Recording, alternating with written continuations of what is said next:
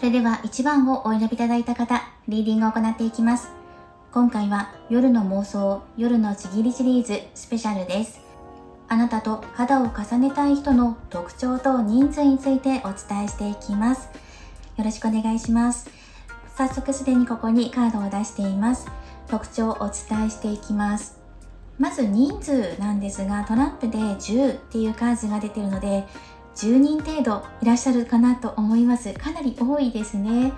なので、顔見知りの方から SNS 上での付き合いの方々まで、顔を知らない、直接顔を合わせたことない方々まで幅広くいらっしゃるんじゃないかなっていうのがまずあります。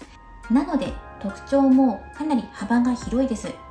髪型に関してもそれぞれかなと思っています。髪色が黒の方から明るくカラーリングされている方までいらっしゃいますし、メガネをかけていたりアクセサリーをつけている方など特徴が幅広いんですね。旅行が好きな方もいらっしゃるかなと思います。今回1番の方、たくさん人数がいらっしゃいますので、かなり当てはまる率が高いかなとも思いますが、まずそれぞれどんどんと上げていきます。手元に特徴がある方っていうのがありますね。物語を書いたりとか写真を撮るのが好きな方かもしれません。何か作り上げるっていうのも入ってきます。また旅行が好きっていうのがあるので、移動される、つまりは移動するお仕事、出張が多いとか転勤が多い、また旅行代理店で勤めてらっしゃるとかっていう方もいるかもしれません。また写真を撮るときに決めポーズがあるのではないかなと思っていますね。体格がいいです。そして海が好き、泳ぎが得意、マリンスポーツをしているなど特徴があると思います。無双家でロマンチストな方、頼もしく思いやりがあるっていうのも入ってきますね。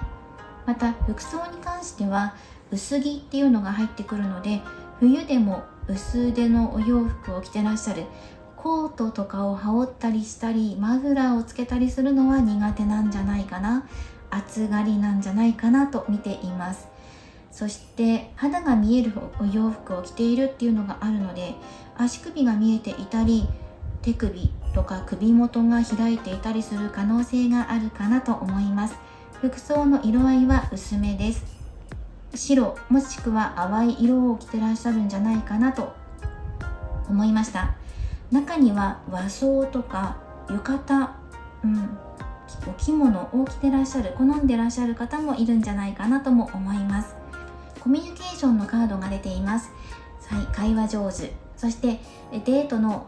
場所を選ぶのが得意、どんなデートプランにしようかなっていうね、プランを考えるのが得意な方なのではないかなと思いますし、あなたとコミュニケーションをもっと取りたいっていうふうに思っている方です。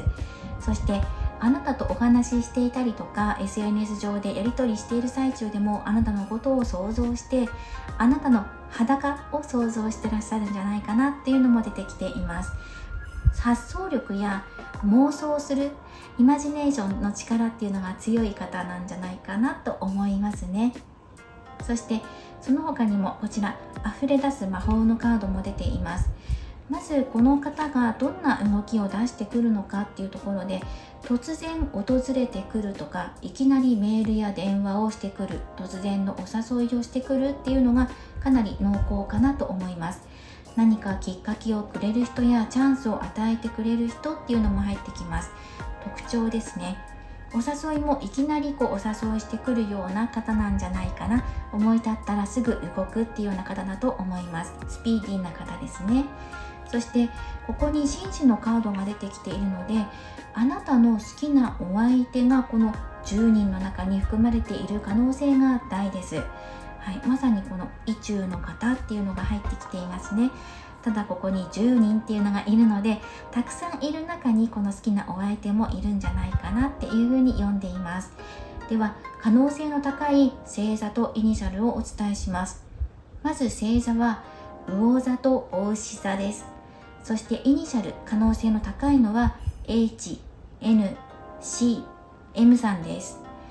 こちらはあくまでも可能性の一つとしてお受け取りいただけたらなと思います。手先が器用な方っていうのもあるので、お料理が上手とか、あと自分で何か育てているお野菜とかね、果物とかを育まれている方とか、成果物を作られている方とかね、かもしれません。あとは手が器用っていうのが入ってきていますね。これらの特徴を踏まえた上で、この方からどんなアプローチを受けるんだろうかっていうところをもらっていこうと思います。ではこちらのタロットカードから見ていきましょう。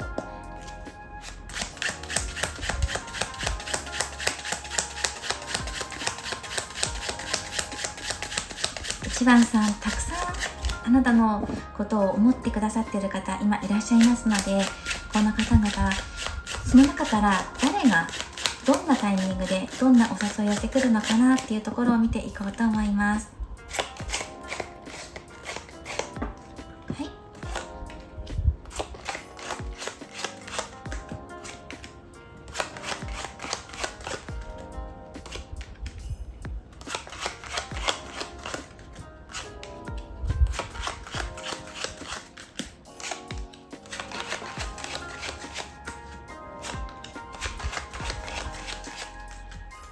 はい、こちらで見ていきます。全部で7枚カードを出しています。必要があれば、シャドウキャットのタロットカードを使って補足していこうと思います。では見ていきます。どんな風に動いてくるのか。まず何度か1度2度3度とあなたにアプローチをしてくると思います。お誘いとか、そうですね、いきなりやってくるっていうのが入ってくるので、突然連絡が来て都合が合わなくて1回ダメになっちゃうとか、タイミングがなかなか合わないんですよね。なのですぐデートできるとかお誘いに乗れるとかっていう状況じゃないんですよ。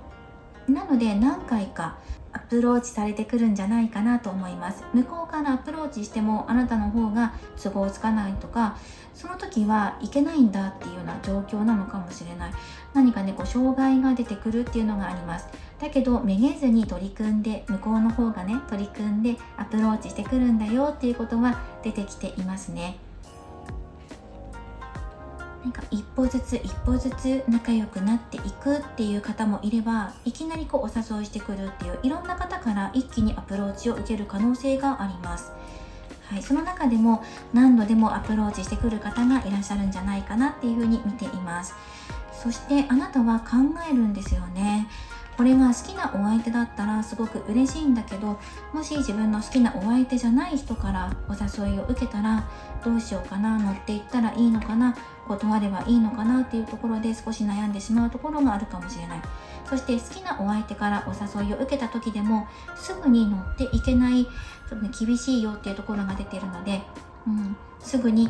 お誘いに受けられなくてごめんね、すぐ返事できなくてごめんねとかね、タイミング合わなくてごめんねっていうところがあるんだけれども、この好きなお相手は何度でもあなたにアプローチ、声かけしてくれると思うので、ぜひここは自分ダメなんだっていうふうに思わずね、一緒に楽しもうっていうふうな気持ちで、明るい気持ちを持って外の世界に一歩踏み出してみてください。今のあなたの状況的に厳しいっていうのがあるのかもしれない。ここに状況が厳しい現在っていうのが入ってるので、あなたが今お相手と仲良くなりたい、だけどこれこれこういう理由があるから自分が動けないんですとか、一歩今一度踏み出していけないんですっていうことが引っかかってるものがあるかもしれないんだけど、それを取り外してこの人ともう一度結ばれるんだっていう気持ちを持って動いてみてください。受け取ってくださいねっていうのが入っています。そうですね、やはりここタイミングを逃さないでっていうねポイントも入っていますので、逃さないことができるんですよ。だけど自信がないからこれ受け取っていいのかなって疑心暗鬼になっちゃったりとか、自分には実力不足、力不足で自分にはもったいないんじゃないかっていう気持ちから逆に謙遜してしまって受け取らないっていう可能性もあるんです。自分で自分の状況を厳しくしていませんかっていう風にカードからのメッセージが伝わってきます。自分の可能性を信じて受け取るものを受け取って動いてみましょうっていう風に入っていますね。最後はコインのキングなので、あなたが受け取ったものは育まれてやがて大きな実りへとつながっていくでしょう。なのでこの好きなお相手が含まれている可能性が大なので、私は好きなお相手と結ばれたいんだっていう思いを胸に秘めている方っていうのは、好きなお相手の動きを見てお誘いすぐに乗れなかったとしても、何度かこの方からのアプローチがあるので、自分がお誘いに乗っていけるタイミングを見てぜひ飛び乗ってください。勇気を出して動いてみましょう。またあなたからのアプローチもよしと出ているので、一度この方からのお誘い受けられなかったとしても、この日だったら大丈夫だよっていう風に代替の案を出してみてください。そうやって工夫して2人がより肌を重ね合いやすいタイミングを作っていきましょう。ここはねちゃんとしっかりと掴み取っていきましょう。その方がいいよっていう風に入っていますね。ではこちらのカードから好転アドバイスというメッセージをもうすでにもらっています。ではこのカードを実際に見ていきましょう。このカードですね。そうですね、ここに並べさせていただきます。このように出てきています。やはり船のカードが出ているので、前進していきましょう。勇気を持って前に進んでいく、未来に向かって歩んでいくんだよっていう、歩んでいけばこの遠い未来になるかもしれないけど、願いは叶っていくだろうっていう希望を持ってくださいということと、あとこちらですね、スミスのカードが出ています。考えすぎないでまずは行動することだよっていうことです。鉄は熱いうちに打とうっていうメッセージなんですね。思い立ったら動く、即動くっていうことが基地だよっていうこと。そしてあとこちらの2枚ですね。まず視野を広げようっていうのがあります。別の方向に行ってみたり、今まで行ったことない場所に動いてみる、行動してみるとか、あと実際に訪れてみる、パワースポット巡りをしたりとか、行ってみたいなと思っていた場所にあなたがお出かけする、旅行するとか、行ってみたい場所に行くっていうことでもいいでしょう。または視野を広げるということなので、別のアプローチ方法を試してみるとか、他の視点から物事を捉えてみてみるっていうこともいいと思います。そういうメッセージも入っています。あとはこちらですね、畏敬の念っていうのがあります。畏敬っていうのは尊敬や尊重っていうのを表しています。あなたの尊いエネルギーっていうのを放ってください。何に対して尊敬しているのか、何を尊重したいのかっていうところですね。神聖なエネルギーなので、それを生み出す力、あなたは持っています。なんか現実的に厳しいっていうことがあるかもしれないけど、内に秘めているエネルギーはとても神聖なものです。これを大切に持ってくださいね。そして今尊重したいことがあるんじゃないかなと思うんですよ。この気持ちを大切にしたいとか、相手の気持ちを尊重したいとか、自分の気持ちを優先させたいとか、それを大切に思い続けてください。これがエネルギーがね、形となっていきますので。そしてやはりこの2枚は視野を広げましょうっていうカードなんですね。今までの偏った見方をしている可能性があるので、視野を広げていろんな可能性にチャレンジしてみてくださいっていうメッセージでもあります。そして思い立ったら即動いてみること、行動に起こしてみることが吉と出ていました。ぜひこちらのメッセージもお受け取りください。そしてお選びいただいたオラクルカードからのメッセージをもらっていきましょう。リミティングビリーフス。こちらは自分自身で決めていた枠から抜け出す時がやってきました。抑えるのを手放しましょう。制限、今まで自分であえてこの枠っていうのを作っていたんですね。すごく狭いです。で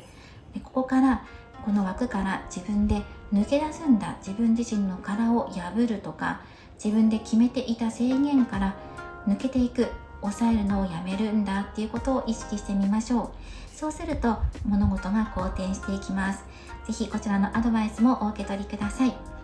今回は夜の妄想、夜のちぎりシリーズスペシャル、あなたと肌を重ねたい人の人数と特徴、そして今後の流れについて見ていきました。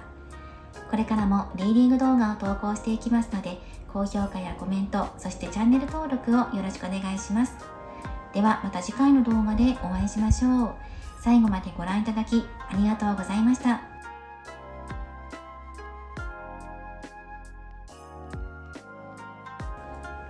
それでは2番をお選びいただいた方、リーディングを行っていきます。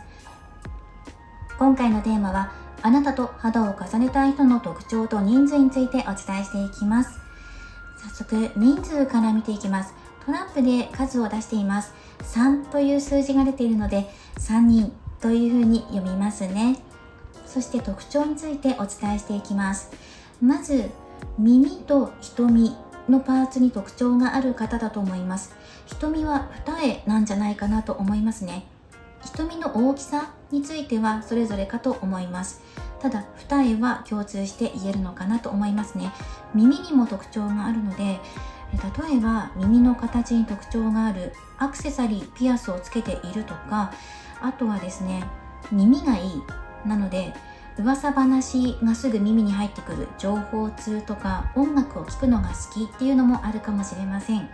その他には全体的に髪の毛からお肌の色、瞳の色まで色素が薄めで、髪の毛は長めです。そして少しゆるっとしたね、お洋服を着てるんじゃないかなと思います。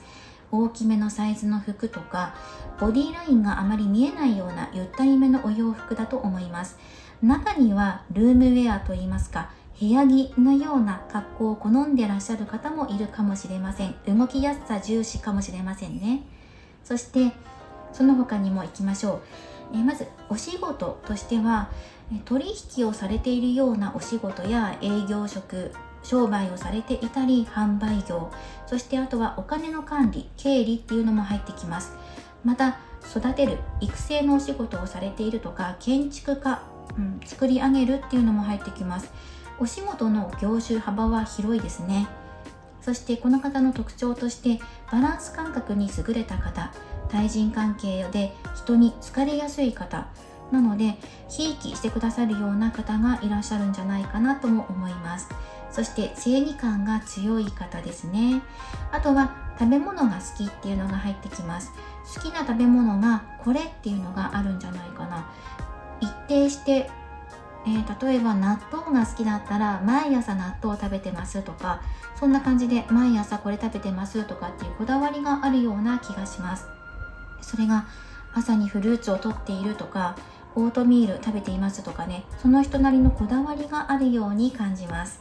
食べるのが好きというか、食べ物にこだわりがあるというふうに見た方がいいかもしれません。あとは計画を立てるのがうまいっていうのがありますね。そしてあとはリーダーシップっていうカードが出ているので、正義感が強く、そしてリーダー的存在の方、役職も上かもしれない、社長さんとか一人で会社を経営されてるかもしれないし、みんなに慕われていて、リーダー的存在として場をまとめる役として、その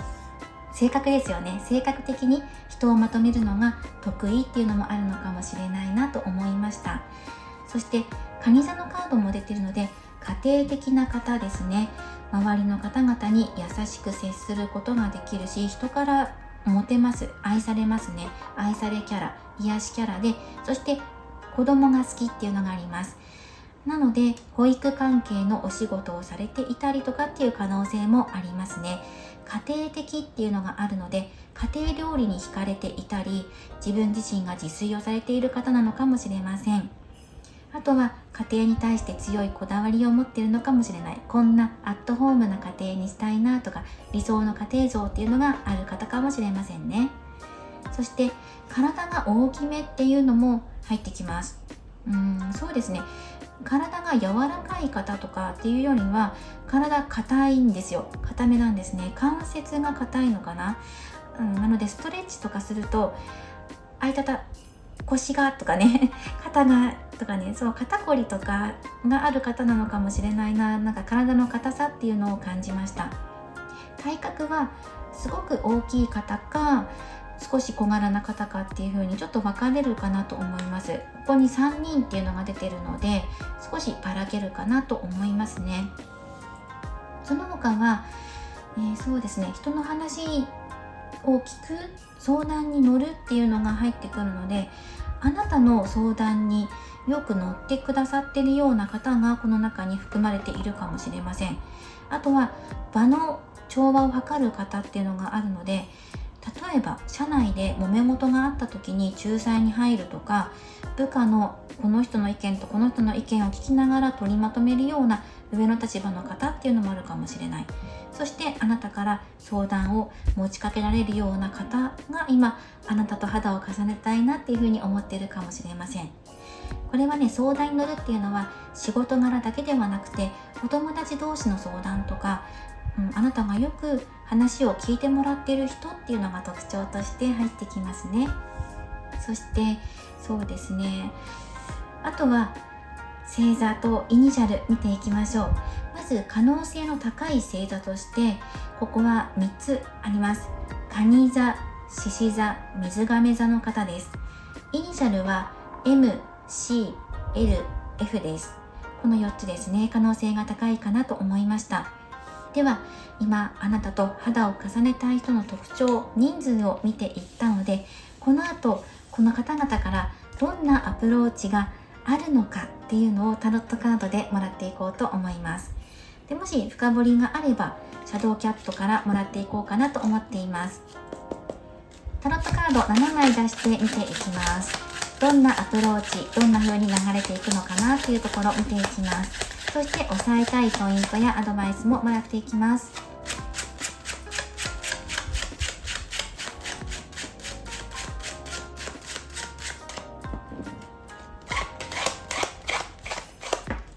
では見ていきます。コインのナイト、そしてカップの7番、ワンドの6番、ジャッジメント、タワーのカードです。コインの7番、そしてワンドのナイトのカードですね。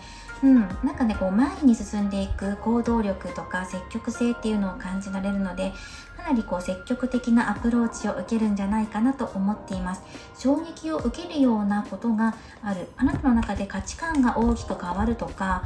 あなた自身が思いがけなかったような人からアプローチを受ける可能性もあります。かなり積極的な方なので、分かりやすくアプローチしてくるんじゃないかなと思います。タワーのね、深掘りでシャドウキャットもらっていきましょう。復帰とあります。復帰、帰ってくる。なので、今まで距離があったとか、離れていた、一時的に離れていて連絡取っていなかった人が戻ってくるっていうのが入ってきますね。そういう意味で衝撃を受けるのかな。あれ、この前まで連絡取り合ってなかったのに急にやってきたとか、自分のところへ帰ってきてくれたとか、衝撃があったっていうことなので、例えば喧嘩して一時的に連絡取っていなかったんだけど、やっぱり戻ってきたよっていう風に帰ってくるのかもしれないし、またこの方があなたのところに再び戻ってくることによって自分自身の価値観が変わるんだ、それぐらい大きな出来事なんだってことが言われてるかもしれません。または衝撃的な出会いとか、そうですね、この方がまた再びあなたの元へやってくることによって恋に落ちるとかってことかもしれない。今まで恋愛対象として見ていなかったんだけどとかって、そういうことかもしれないですね。あとは見ていきましょう。どんなアプローチを受けるのか。まずはその積極性っていうのが見られるので、あなたにアプローチをしてくると思います。何度もめげずにアプローチしていって、最終的にあなたと肌を重ねますっていうのがね、もう見えてきていますね。情熱的な一夜になるのではないかなと思います。もうそれまでもう行くんだっていう覚悟を持ってこの方やってきますね。問題なのはあなたの状況やお気持ち的にどうなのかなっていうところなんです。リターン、返ってくるものとタワー、何かを壊して、そしてそこから生まれてくるものっていうところがキーポイントになってくると思います。あなたの状況、今の現状が衝撃、まさに衝撃的な出来事があって、自分自身が不安定なんですっていう方も、今の状況がね不安定なんですっていう方もいるかもしれないんですよね。あなたの状況がどうでしょうか。タワーが入ってきています。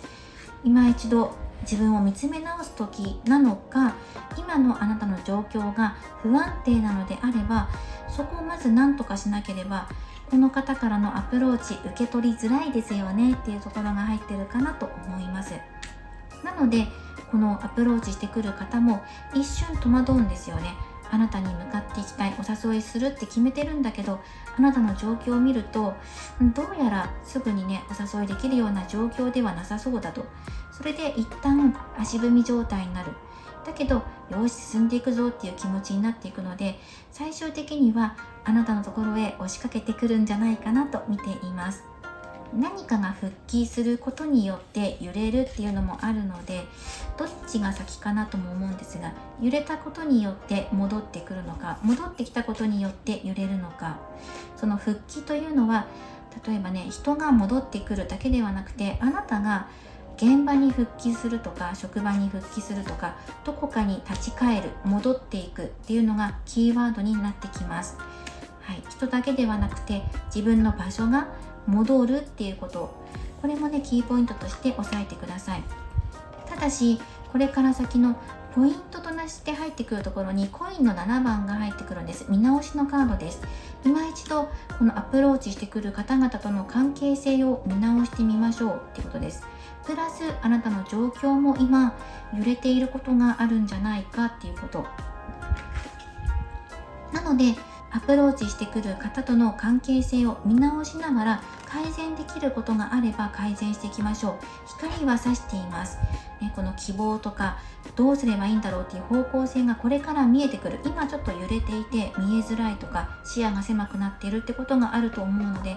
これから先開けてくるので、これを信じてくださいね。その時にはっきりと自分の中で明確な答えが出ると思います。自分がどうしたいのかとか、どこにいるべきなのか、自分の帰るべきところはどこなのかっていうところについてはっきりと答えが出るんじゃないかなと思うんですね。はい、ということでジャッジメントです。良い知らせ、刷新、より良いものにしていくっていうことで、こちらのメッセージをお受け取りください。そしてアドバイスカードですね、ワンドのナイトです。情熱的な一夜、お相手からのアプローチっていうのが入ってきます。推しに弱いですか？あなたが押されると弱い、アプローチを受けるとついついね受け止めちゃうっていうところがあるかもしれないですね。でもその勢いに身を任せても大丈夫でいいんだよっていう風に言われています。肌を重ねてそこで生まれてくる喜びとか、感じ合える、共有し合える思いとかっていうのも生まれてくると思うので、それを存分に楽しんで味わってくださいっていうようなアドバイスカードでもあります。そしたら少しね自分の中ですっきりするものが生まれてくるんじゃないかなとも思うんですね。状況的には今のあなたの状況、それによってこのアプローチしてくる方々の動きがちょっと変わってくるかなと思います。ではこちらが好転アドバイスです。はい、まずは山のカード、はい、いろいろ入っていますね。アストロナマーやヒーリング、タイムマシーンなど入っています。こちらからそれぞれ好転アドバイスをもらっていきましょう。まず山のカードが入っているということは、今あなたの中でやはり課題になっていることや障害に感じていることがあるんじゃないかなと思います。タワーも入っているので、それをどう乗り越えていこうかなとか、今の現状をどうしようかな、これから先どう乗り越えていこうかなって考えていることがあると思います。それを乗り越えていけるんだっていう風に信じてくださいねっていうのがこちらのカードで言われています。まずは自分の直感に従っていきましょう。はい、運に身を任せるでもいいと思います。天に祈るでもいいと思います。どちらかピンとくる方をお受け取りください。はい、全ては宇宙のエネルギーに自分の身をね委ねていきましょう。そしてそこから受け取る直感に従って動いてみましょう。あとはヒーリングです。まさに癒しですね。まずは癒し、自分自身を癒してください。今の状況的に不安定だからこそ回復する心の疲れや体の疲れが出ているのではないでしょうか。はい、新しい目覚めに気づくためにも今自分自身を安定させてください。リラックスしてゆっくりと癒してくださいね。疲れを取ってください。そしてタイムマシンのカードっていうのは、過去にとらわれずに人生の新しい物語をこれから作り出していくのですというメッセージが入っています。時間や過去、未来への不安や過去こういうこと失敗したとか、そういうことにとらわれずに新しい可能性にチャレンジしてください。新しい物語はあなた自身が生み出していくんです。過去こうだったからこれができないとか、あれができないとか、こういう衝撃があったからどうしようもならないではなくて、一旦崩れて落ちてしまったものもある。だけどそこからまた再構築していけるものもあるんだっていうことに気がついて、そして自分自身でこれから先の未来を作り出していくんです。そういうタイムマシーンからのメッセージです。時間や過去にとらわれないでください。自分の心と体を癒して直感に従い、障害を乗り越えていきましょう。これが幸運アドバイスです。では、お選びいただいたオラクルカードからメッセージをもらっていきます。セレブレーション。最高の自分になるために惜しまない努力をしてきたんですよね、あなたは。そんな自分をお祝いしてください。自分を褒めたたえてください。最高の自分になるためにあなたは一生懸命頑張ってきた。そしてこれからさらに良い自分になっていくために障害を一つ乗り越えようとしていますね。大丈夫、今の自分なら乗り越えられるっていうふうに自信を持って進んでいきましょう。なぜだったらあなたは今まで自分自身のために一生懸命尽くしてきたから、頑張ってきたから、この培ってきた経験や努力をこの先の未来に生かしてくださいね。そんなメッセージをお受け取りください。今回はあなたと肌を重ねたい人の人数と特徴について見ていきました。これからもリーディング動画を投稿していきますので、高評価やコメント、そしてチャンネル登録をよろしくお願いします。ではまた次回の動画でお会いしましょう。最後までご覧いただきありがとうございました。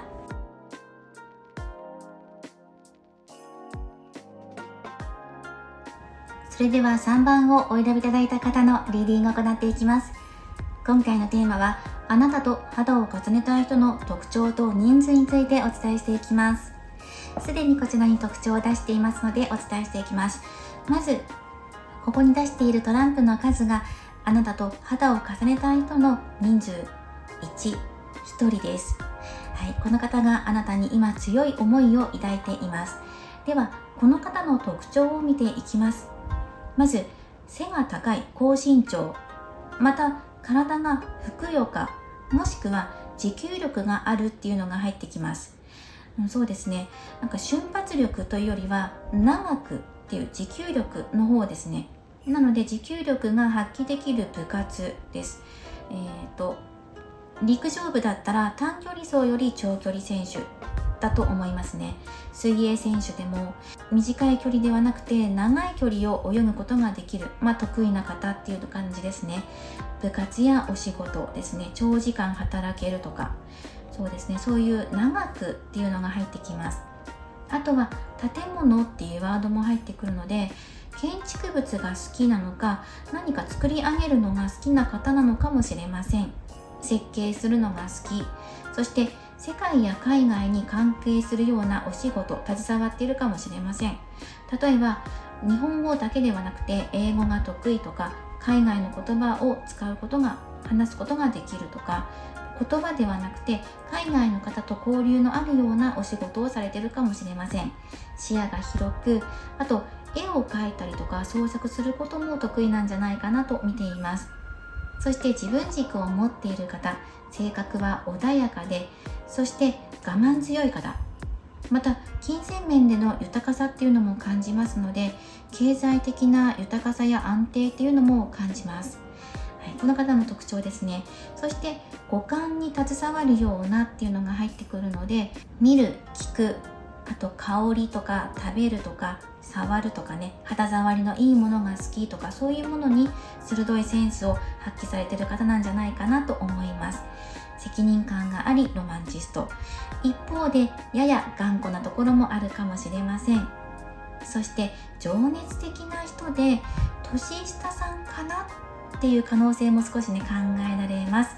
あとはやはり長い距離っていうのを感じるので、遠くに住んでいる方とか海外の方っていう可能性も高いかなと思います。あとはこの方の特徴として調べるのが好きっていうのがあるので、自分の気になることをとことん追求するというか、深く知識を得ようとするところがあるんじゃないかなとも見ています。あとはこちらですね。やはり高い視点でっていうのがあるので、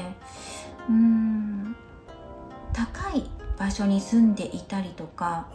建物っていうのも入ってくるんですよね。建築物が好きとか、お城が好きとか、あとはタワーが好きだったりとか、また働いている場所が高い建物の上の方で働いているとかっていう可能性もあるんじゃないかなというふうに見ています。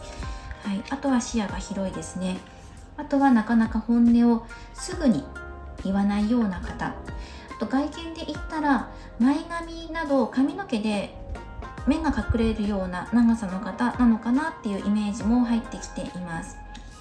はい、このあたりがこの今あなたと肌を重ねたい方の特徴として見ています。手先も器用なんじゃないかなと思うんですね。若干不器用なので何でもそつなくこなせるというよりは、ある一つの分野に関しては得意なんだけど、それ以外はからっきしとか、そんなイメージも入ってきますね。全分野で平均点ぐらいのものを取れるというよりは、5教科だったらこの教科だけ群を抜いて100点だけど、あとは点でダメみたいな、そんなイメージも入ってきますね。こちらは好点アドバイスです。ではタロットカードを使ってこの方がどんなアプローチをあなたにしてくるのかなっていうところを見ていきます。1人っていうのが出てきていますので、まずカードを7枚出していきます。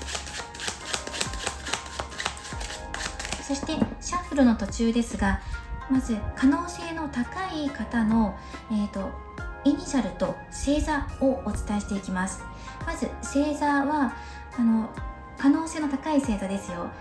お伝えしますね。乙女座、天秤座、牡牛座です。そしてイニシャルは C、T、A、B、H です。はい、この方々が可能性高いかなと思います。ではどんなアプローチをしてくるのかっていう動きを見ていきましょう。そして肌を重ねるにあたってのポイントも押さえていきます。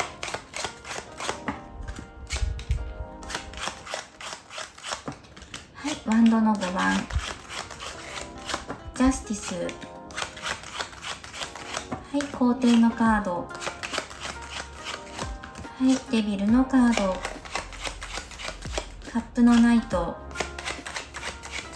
はい、女帝のカードとラバーズです。この1人っていう風に出したんですけど、あなたの好きなお相手なのかなという風に見ますね。あなたの思っている人ですよ。またはアプローチを受けていいなって思えるような方だと思います。誠実な気持ちがあなたに届くし、あなたもいいなっていう風にもともと思ってらっしゃる可能性が高いかなと思いました。そしてどんなアプローチをしてくるのかっていうところで見ていきましょ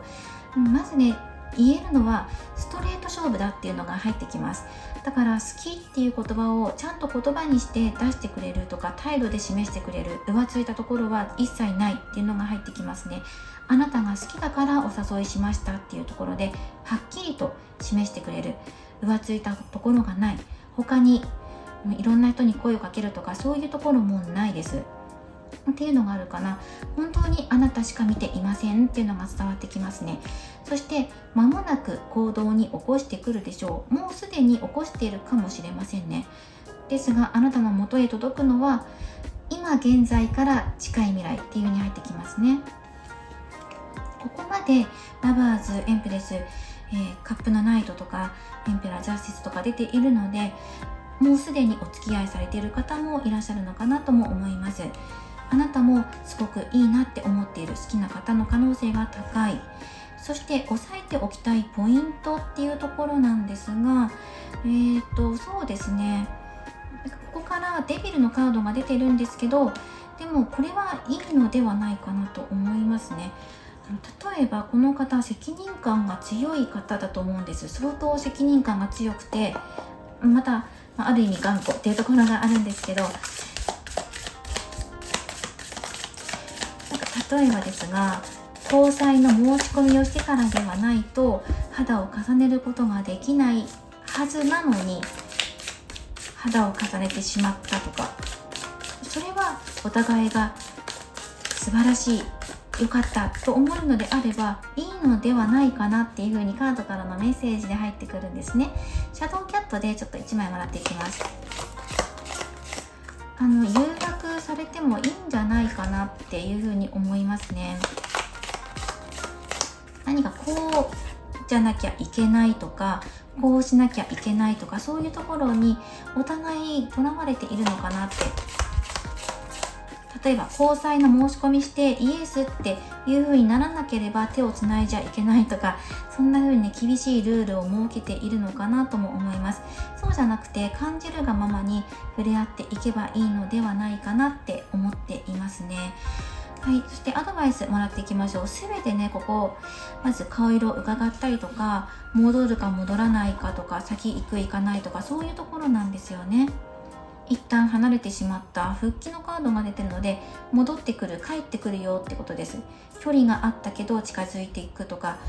また再び近づくとか、戻ってくる、帰ってくる、戻っている途中、これもね家に帰る途中っていうことで、今あなたのところへ帰っている途中、または帰りたいと思っているからこそ顔色を伺っている、距離を測っている、今微妙な距離感にいる、徐々に近づけていきたい、戻っていきたいっていうのが2枚とも入っているので、どうでしょうか。ここにピンとくる方もいるかもしれません。前に過去にねつながりのあった人なんじゃないかなとも思いますし、また今以上に顔色を伺わずに、もう感じるがままに距離を近づけていきたい、またそうなっていくんだっていう、このようにアプローチしていくんだっていうこの方の流れですね。今ここのデビルについての深掘りで見ているんですが、ためらうことないよとか、あと戻ること、復帰すること、帰ってくることに対してどうこう考えなくてもいいよっていう風に入ってきています。自分の思う気持ち、思っている気持ちとか感じていることとか、多分ね好きなお相手だと思うんですね。この結ばれたいと思っている気持ち、そのまま持ち続けてもいいし、それを信じてくださいって。例えば過去に何かあったとしても、このお相手といろいろあったかもしれない。そこにとらわれていて、戻る戻らないってことにとらわれすぎないでくださいねっていうことです。例えば前に体の関係を持っていたと、そんな方かもしれないんですよね。でもまだ交際ってところをちゃんと口にしていないから、また肌を重ねるのはどうなんだろうってところで、あなたがためらってるのかもしれないし、そこにお互いがねためらってるのかもしれないけど、約束しなければ手をつないじゃいけないとか、体を触れてはいけないっていうことではないんじゃないかっていうふうに言われてる気もします。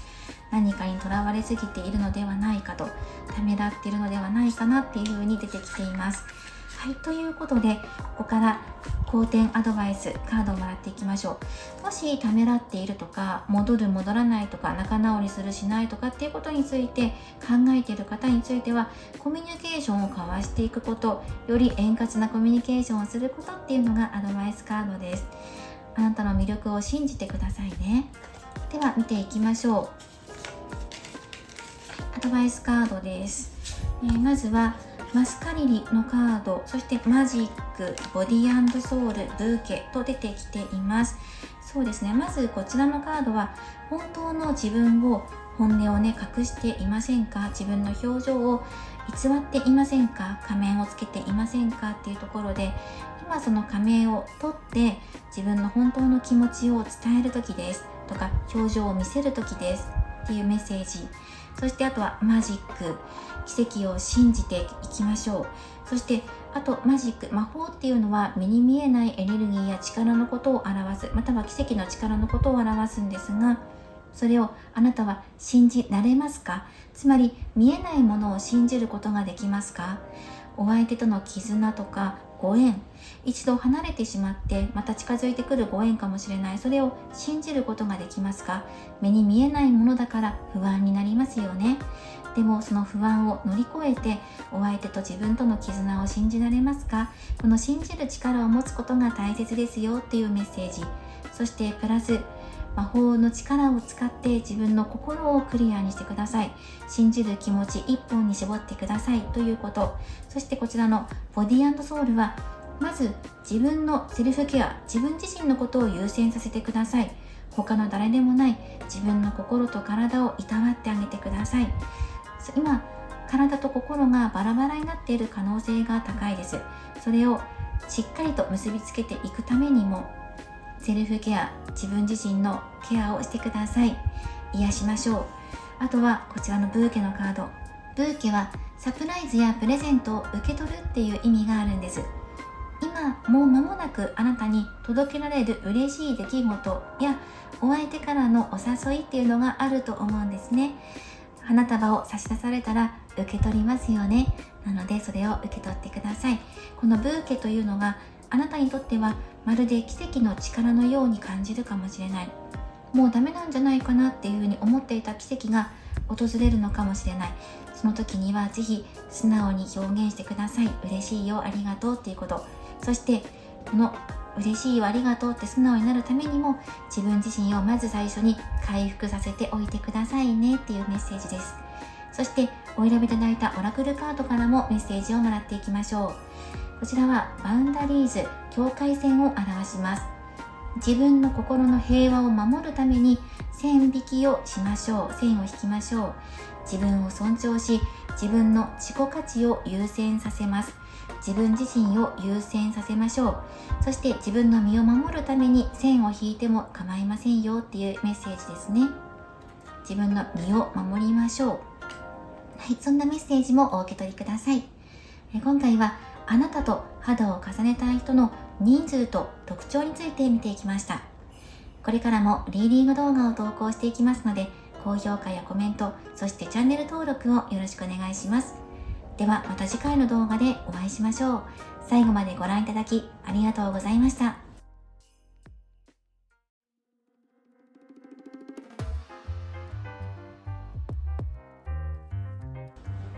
今回のリーディングは以上となります。いかがだったでしょうか。あなたと肌を重ねたい人の人数と特徴について見ていきました。はい、ということでいろいろ好転メッセージなどお届けしていきましたので、今のあなたの心にピンとくるメッセージをお受け取りください。では今回はこちらのトランプからラッキーナンバーをもらっていこうと思います。あなたに対するラッキーナンバーです。では口三択占いで直感で左、真ん中、右とカードを1枚お選びください。そのナンバーからラッキーナンバー、そして軽いメッセージをもらっていこうと思います。一言メッセージですね。トランプからもらっていきます。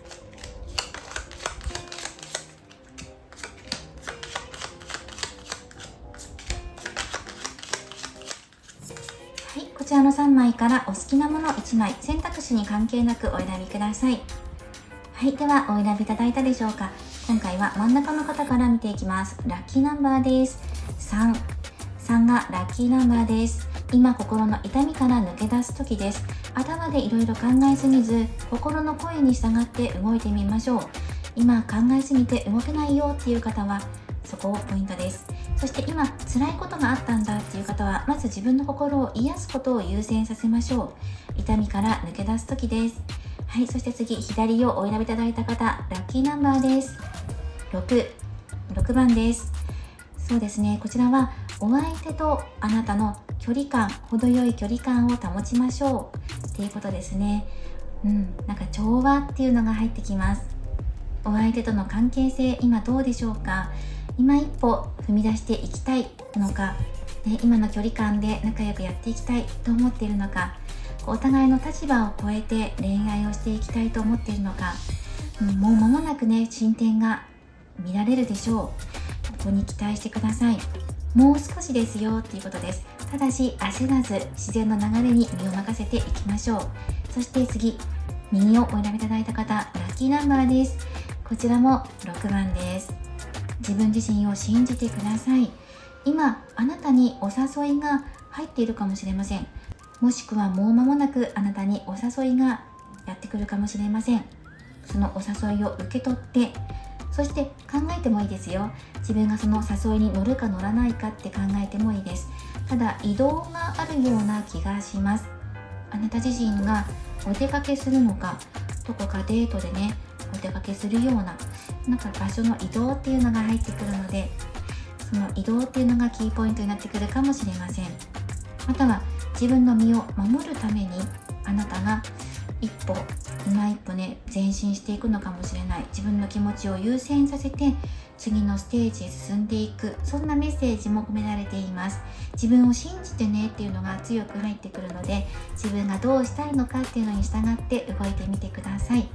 はい、今回はラッキーナンバー出していきました。6番、3番、6番と出てきていました。そしてまだまだちぎりスペシャル続いていきますので、ぜひまた次回もお楽しみください。では今回もアフタートーク最後までお付き合いいただきありがとうございました。ぜひどれをお選びいただいたのかコメントにてお寄せください。ではまた次回もお会いしましょう。ちらでした。